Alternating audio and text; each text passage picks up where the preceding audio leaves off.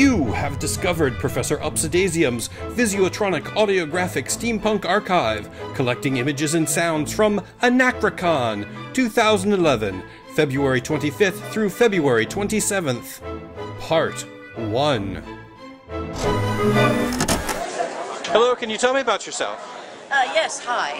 My name is Cindy MacLeod. I am the vice chair of this convention, by which means I make people show up here. I do registration, I get vendors here, and run around and solve any problems having to do with that. I also am the director of the alternate history track at DragonCon.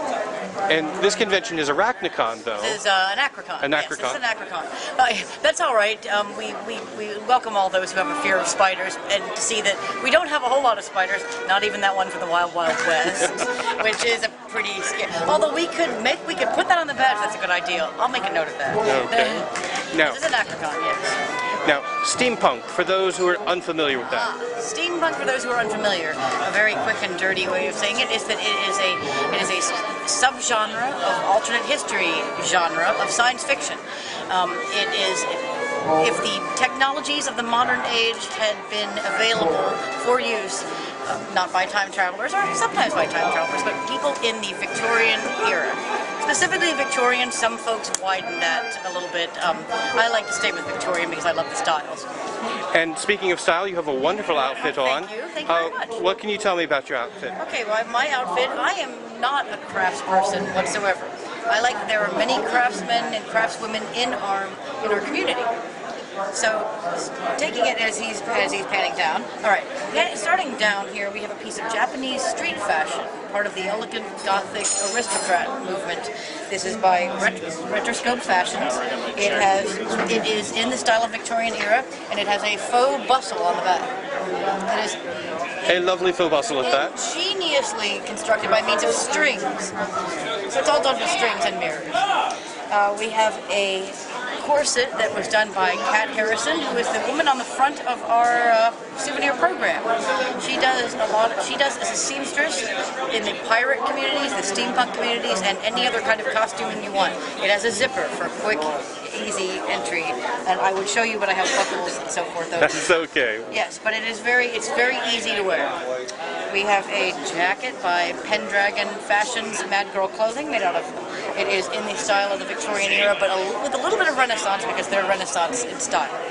Hi guys, we've got some folks coming. Pardon me.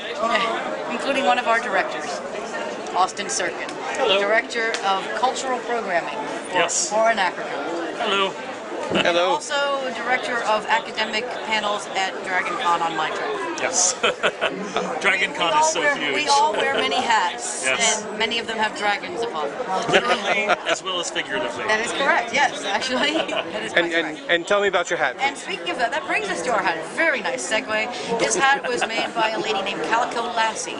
She does hats for the Single Action Shooting Society, which is a group of Wild West reenactors. And if you do a eBay search keyword of SAS, you will find many women's items like this. And that's where I found it. And I noticed you have a couple props as well. I have some props, yes. I have a modified Star Wars blaster. It makes a noise. This was made by Captain Bill of Venusian Airship Pirate Trading Company. He takes a Star Wars blaster or other gun, Nerf guns, whatever, adds some shiny brass bits to it, and turns them into a work of science fictional wonder. I also have a parasol. And let me back up so we can see the parasol here. Which I will open. Oh, I'm just so coordinated today. My goodness. And it is a parasol, not an umbrella, and it's not opening for me. Okay, well, because it's not opening. But it is a lovely parasol made by a lady from New Orleans who does a lot of parasols for the Mardi Gras. Ah. So she decorates umbrellas, and I would try to open it, and I hope I didn't kill it. Well, we'd rather have a lovely parasol than a dead parasol. It's a lovely parasol, and it looks really nice. And It does. It does. It's right now, but absolutely it's just charming. going to not work. Okay. So we'll just put it there. Yeah. And you had mentioned DragonCon. Yes, I mentioned DragonCon because many of us here at this convention who work for this convention and make it happen, or just attending, are DragonCon attendees. The alternate history track started a couple of years ago, brought the steampunk into one place and conveniently for everyone's excitement and pleasure, and it's been growing every year. At about the same time, we decided to do our own convention here and pull some of the same people in because, because we all love doing this so much. And I'm very glad you have, and thank you very much for your time. You're quite welcome, sir. Hello, can I ask you about your costume? Yes, I'm Gretchen, and I'm also known as Gretchen Frame, and this is my tweed-tastic bustle dress. Your tweed-tastic bustle dress. Yes. And indeed it is, in fact, tweed-tastic and a bustle dress. Yes. Now, what can you tell me about this? Well, the entire garment, including all the foundation garments that I'm wearing, I sewed myself, and I used Victorian accurate patterns to do it. And I just kind of put it together, along the lines of something that is realistically Victorian, but not necessarily what you would expect. Okay. Now, I notice you have a wonderful hat here. Yes. And what can you tell me about the hat? The hat was covered and decorated by myself. I used a frame that was custom made to my specifications, and then I, made it to match the ornaments. Yeah. Yeah. So, and it's got, it has feathers, just one gear. I don't put a lot of gears and whatnot on my stuff. And the button I actually bought in Paris. And I've had it for about 7 to 8 years waiting for the right project to use it on. And it's a wonderful touch there. It Thank really you. is. Now, I noticed a little iridescence on your fabric there. Yes. This particular tweed actually has sparkles in it. Okay. Yeah. And the buttons there going down the front, those are brass? Or... No, these are actually plastic buttons that I took off another jacket. Okay. And I used them here. I put on much better buttons on the other jacket, but the simplicity works very well in this garment. And I notice your brooch. Yes, well this brooch, this part of the brooch specifically, I purchased from a seller on Etsy. But this here, this metal, I attended last year the Asylum, which is the British steampunk convivial, and I won the costume contest, and this is the medal I got. Congratulations! So if you look at the other side, Asylum 2010. Congratulations! Thank you. That's a wonderful It was a honor. thrill, especially because our British friends really, they are kind of like, the godparents of steampunk. Well, yes, yes, indeed, yes.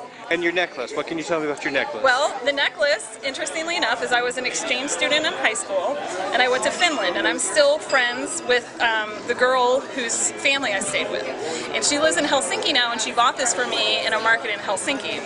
And I don't know if you can tell, but there's some words on there. Okay, let me try and get in a little closer here. Okay. I'm actually going to risk the light. There we go. Okay.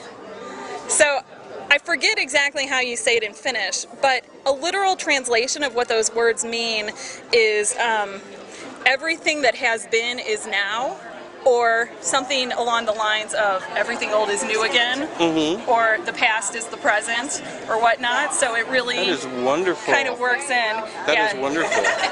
So. Well, I just want to go around your dress again and get the details here, because this is a very nice bustle dress. Thank you. And you did a wonderful job adapting the patterns. And it's a very full-figured bustle. More bustle, more hustle. And it is an overall outstanding outfit. Well, thank you very much. How long altogether? It's hard to say because it's made in components. Generally speaking, the skirts are fast and the bodices are longer. They're the Victorians were very body conscious.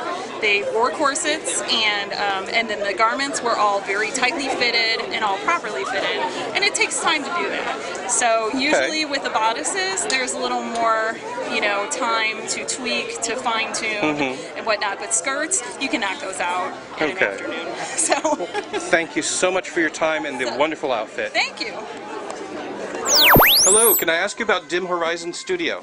My name's Matt Nicholson. I'm the lead photographer for Dim Horizon Studio. We're at AnachroCon 2011 this year, and we are setting up a photo booth behind you. I have two different setups for this specific place. We have a lovely portrait station here that I'm going to be hosting with one of our lovely models, Paige Smith, being the center showcase. And then in the back end over here, we actually have another setup. This entire room, I will mention, has been done by Penny Dreadful Production. We have like a nice little setup with, I'll be doing hot lamps, and we've had various vendors here at AnachroCon donate props for us to use in this photo booth. So.